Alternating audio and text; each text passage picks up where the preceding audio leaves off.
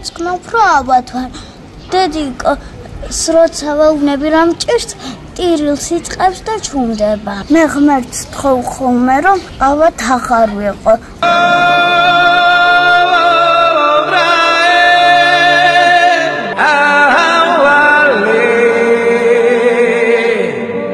დაავადება, რომელიც მსოფლიოში მხოლოდ 10 ბავშვია აღმოჩენილი, ჩვენს ქართულ გოგონას 8 წლის ნიტას დაუდგინდა. შიდა საძილე არტერიების უიშვიათესი დაავადების გამო ანგელოზივით ლამაზი და კეთილი ნიტას სიცოცხლე ბეწვზე ჰკიდია. კინკინგი, კოალინგი, სტენოზი, ვერაგი დაავადება უეცარ ინსულტს იწვევს და თან ისეც, რომ ბავშვის გადარჩენის 1%-იანი შანსიც კი არ არსებობს.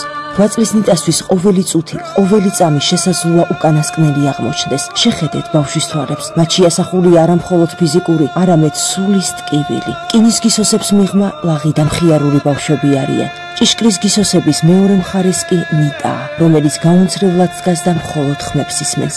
შრიამულის ხმებს, რომლებსაც მისი თანატოლები თამაშის დროს გამოსცემენ.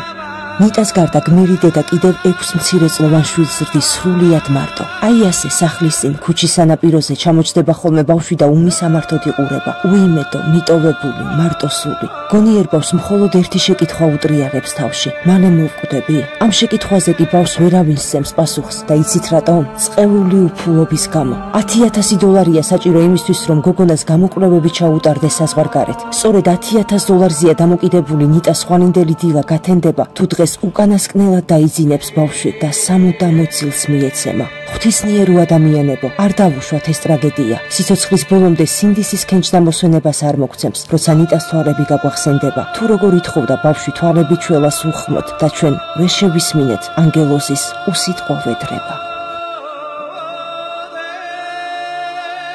გადარიცხეთ ნებისმიერი თანხა ჩერნოვეცკის ფონდის ოფიციალური საიტის მეშვეობით.